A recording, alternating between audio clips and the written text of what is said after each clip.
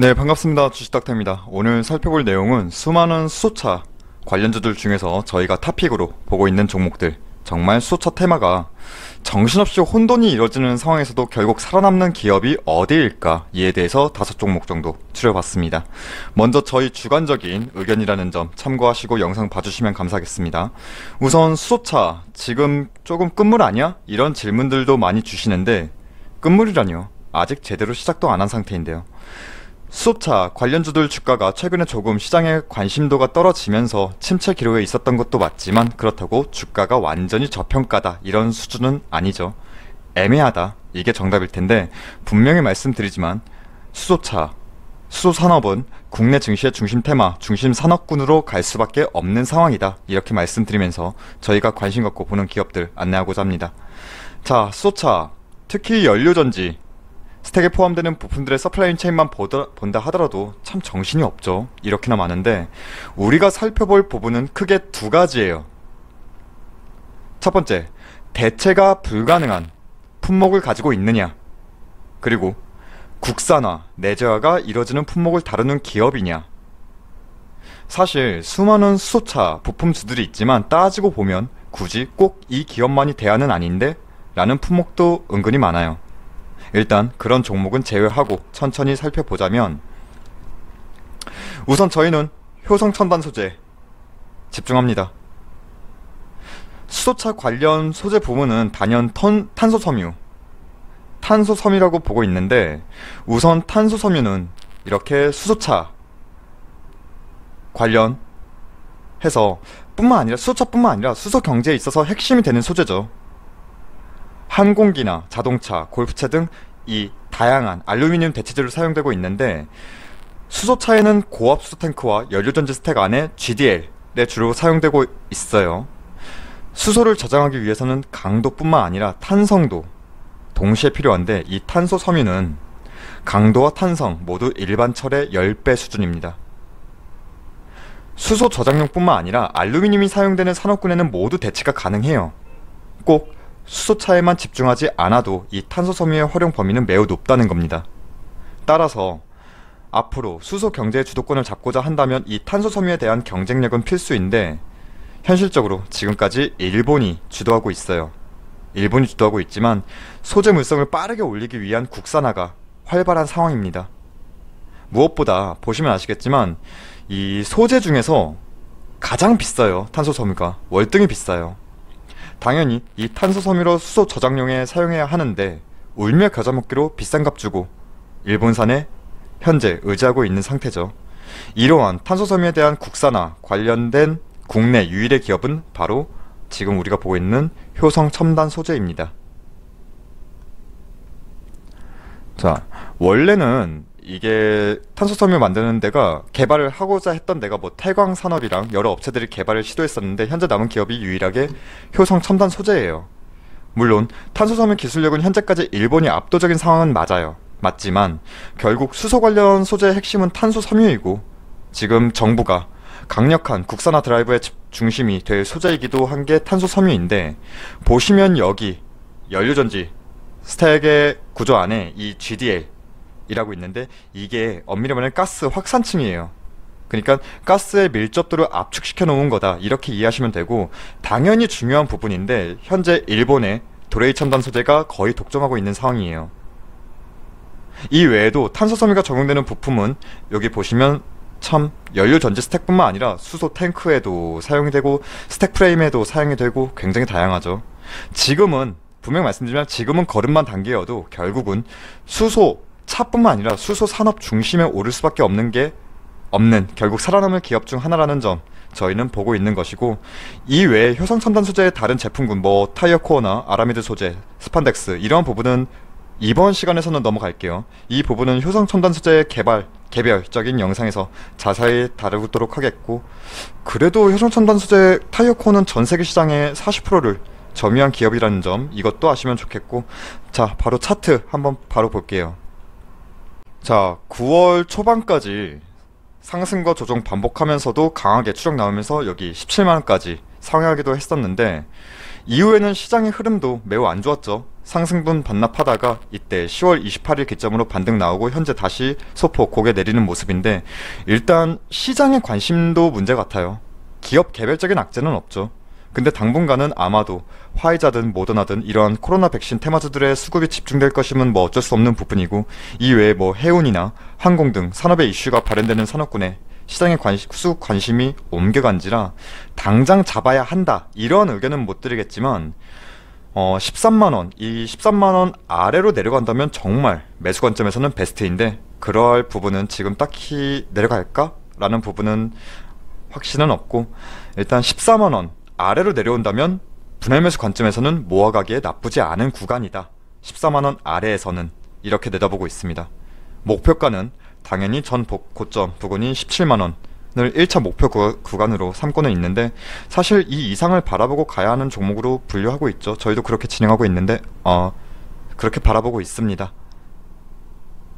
그 다음에 저희는 현대모비스를 저희는 뽑습니다. 현대차, 이 현대차 그룹은 당분간 일본 도요타와 더불어서 단기간 내에는 이 수소차 시장에서 대부분의 점유율을 확보하게 될 것으로 예상이 되는데, 특히 수소 상용차는 올해 스위스, 그냥 수소 트럭이죠, 액션트. 올해 스위스를 시작으로 2021년에는 미국, 그리고 2022년에는 유럽 전역에 걸쳐서 공급이 확대될 것으로 예상이 되고 있고, 2023년부터는 넥소 2세대 차량의 양산이 시작되면서 볼륨 성장이 본격화될 것으로 예상하고 있는데, 현재 그룹사 내에서는 이 수소연료 전지 시스템 사업자인 현대모비스를 중심으로 부품 밸류체인의 고도화와 양산화를 위한 많은 내재화가 진행되고 있어요. 그러니까 현대차의 수소차 전략에서 직접적인 수혜를 얻는 기업은 현대모비스다. 그리고 이에 따른 현대차 그룹의 캐파 투자는 지금 진행 중이다. 어떻게? 공격적으로. 결국 현대차 그룹의 수소차 전략의 중심에 있는 게 현대모비스라 이렇게 말씀드리겠고, 현재 현대 수소차 판매량은 올해 8,000대, 그리고 정말 조금 먼 일이지만 2030년도에는 70만 대까지 계획을 하고는 있다고 하는데, 뭐 물론 계획은 계획이고, 당장의 투자 방향의 촉각을 곤두세워 본다면 지금 충주 2공장이 완공되면서 올해 말부터는 충주 2공장이 가동이 시작될 예정이라고 하죠. 즉 현대 수소차 전략의 중심이고 단순히 현대차에만 목매는 구조로 가는 게 아니라, 현재 전 세계에서 티어1 부품 업체 중에서 유일하게 이 수소 연료 전지 이 시스템 공급을 할 수 있는 여력이 확보된 상태이고, 이에 따른 다른 완성차 업계의 수소 연료 전지 시스템을 반대로 수주할 수도 있는, 그러니까 현대차 이외의 매출 확대도 충분히 가능한 기업이다. 이렇게 보시면 되고, 차트 바로 볼게요. 차트만 본다면 현대모비스 상승과 조정을 반복하면서도 꾸역꾸역 저점 높여주면서 올라와요. 와, 지금 24만원 주가 너무 높다 이렇게 생각이 들 법도 하지만, 지금 위치는 사실 이걸 좀 멀리 확대해서 본다면, 더 확대할게요. 지금 위치는 사실 코로나 터지기 직전 주가 위치와 동일해요. 그리고 작년 종가 위치에는 아직 미치지 못한 상황인데, 2019년도에 이렇게 주가가 상승했던 이유는 사실 비슷합니다. 이때도 2019년도에도 이슈가 뭐였냐면, 기억하실지 모르겠어요. 수소 전기버스 시험적으로 양산한다는 이슈로도 움직였고, 여기에 더해서 그 수소차에 대한 정부의 개별 소비세도 감면 연장해 주겠다, 그리고 뭐 수소 충전소가 오픈했다 이런 이슈에도 현대모비스는 움직였어요. 뭐 당연히 전기차 이슈도 있었죠. 어찌되었든 이렇게 수소차, 전기차 이슈로 주가를 끌어올렸던 건데, 이때와 지금 이때 달라요. 이때는 어찌 보면 시험적 뭐 베타 테스터 같은 느낌이었다면, 지금은 실제적으로 이 수소차 체인벨트가 움직이고 있다, 돌아가고 있다 이거죠. 기대감에 따른 주가 반등과 실제적인 모멘텀이 발현되는 지금의 반등 요소는 조금 다르다고 봐야 되는 겁니다. 지금 주가? 단순히 가격을 보지 마세요. 상승 여력은 더없이 큽니다. 현대차가 이 전기 수소차 시장을 접지 않는 이상 장기적인 하락 추세는 보기 어렵다. 이렇게 말씀드리겠고, 정말 중장기 멀리 내다보는 투자 관점으로 진입한다면 현 구간도 분할 매수 모아가는 관점으로 나쁘지 않다고 봅니다. 위아래 막 15% 20% 이렇게 급등락을 연출하는 종목이 아니기 때문에 다른 일반 테마주들, 그러한 종목들보다는 여러분께서 트레이딩하기 다소 수월한 종목이다, 이렇게 말씀드리겠고, 자, 다음 상하프론테크 바로 볼게요. 이 상하프론테크는 참 그런 게 있어요. 지금 불 속의 수지, 역시 연료전지 및 수소차 내부 필터의 중요한 소재입니다. 이 연료전지의 성능을 좌지우지하는 만큼 소재 경쟁력을 갖는 것이 중요한데, 이 불 속의 수지는 미국이 지금 현재 주도하고 있지만 올해 국내 첫 국산화 인증 기업이 등장했죠. 바로 상하프론테크입니다. 그러면 그놈의 불소 수지가 뭔데?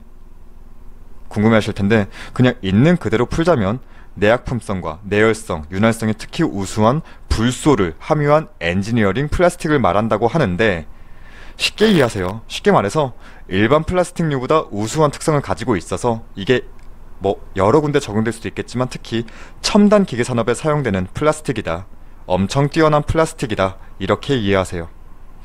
특히 이 막 전극 접합체, 흔히 EMA라고 하는데, 이 EMA 같은 경우에는 수소 연료 전지의 원가에 보시면 아시겠지만 43%를 차지해요.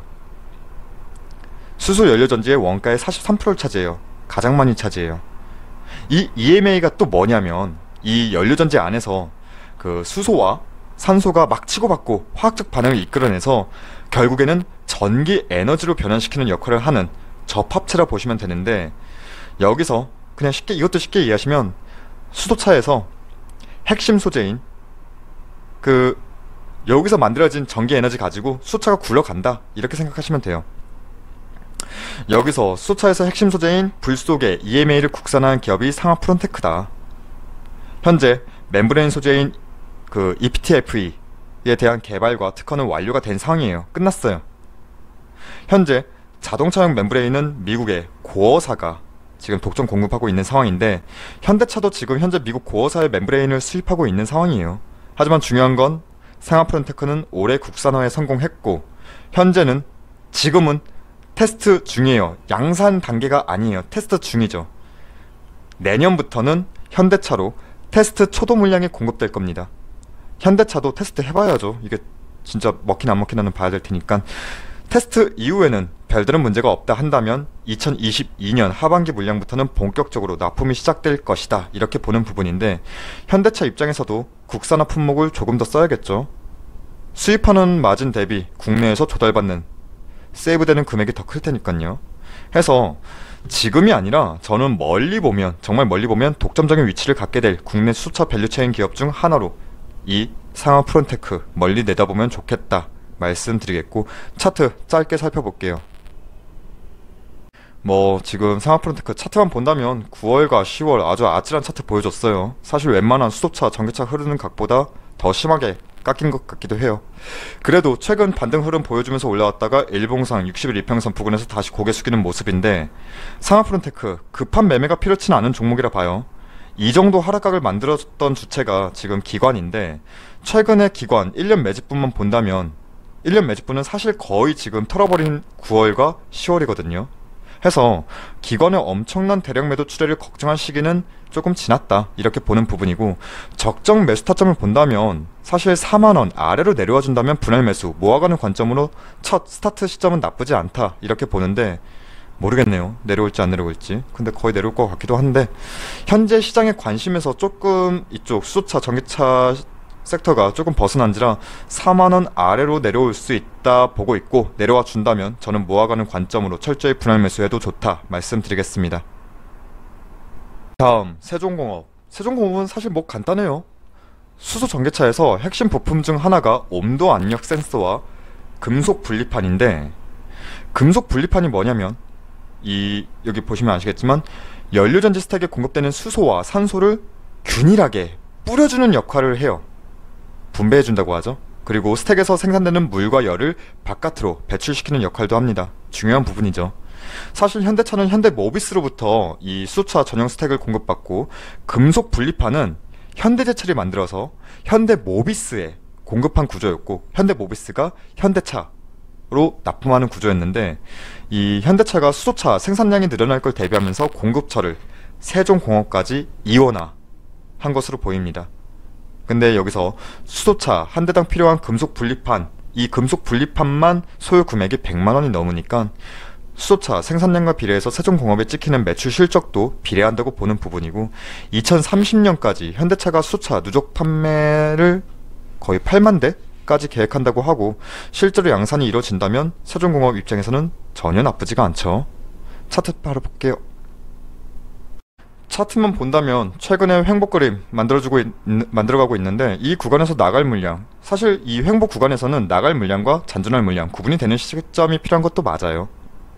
다만 매수 시점은 급하게 잡을 필요 없습니다. 지금 개인이 주도해서 만든 주가이기 때문에 당장의 급한 매매는 필요치 않고, 돌다리도 두드리고 진입해도 나쁘지 않습니다. 아래 8,000원 내려와 준다면 당연히 잡을 구간인데 여기까지 내려올 거라 보진 않고, 차라리 9,000원 넘기면서 강한 매물 구간 소화한 흐름 확인하고 9,000원에서 종가상 안착했다, 그리고 이러한 흐름이 종가상 2, 3거래일 지속된다, 그러면 그때를 매수 타점 잡으셔도 늦지 않은 종목이다, 이렇게 보고 있겠고, 마지막으로 두산 퓨얼셀 보겠습니다. 현재 두산그룹이 참 힘들게 두산중공업 살려보겠다고 어지간히 노력하고 있죠. 자, 두산 퓨얼셀은 간단합니다. 국내 연료전지 시장 점유율 1위 기업이에요. 규모의 경제를 무시할 수 없습니다. 이미 두산 퓨얼셀은 올해 발전용 연료전지와 수소 충전소용, 그리고 운송용 선박이죠. 선박 연료전지까지 이미 신사업에 발을 담근 상태예요. 여기에 내년부터 수전의 방식의 수소도 직접 생산 개발에 들어갈 것이고, 버스, 트럭의 트럭용 연료전지 개발도 OEM사와 협업 체계를 구축한다는 계획이 내일부터 있습니다. 쉽게 말해서 연료전지 사업 부분에 모든 총력을 쏟아붓겠다는 거죠, 두산 퓨얼셀은.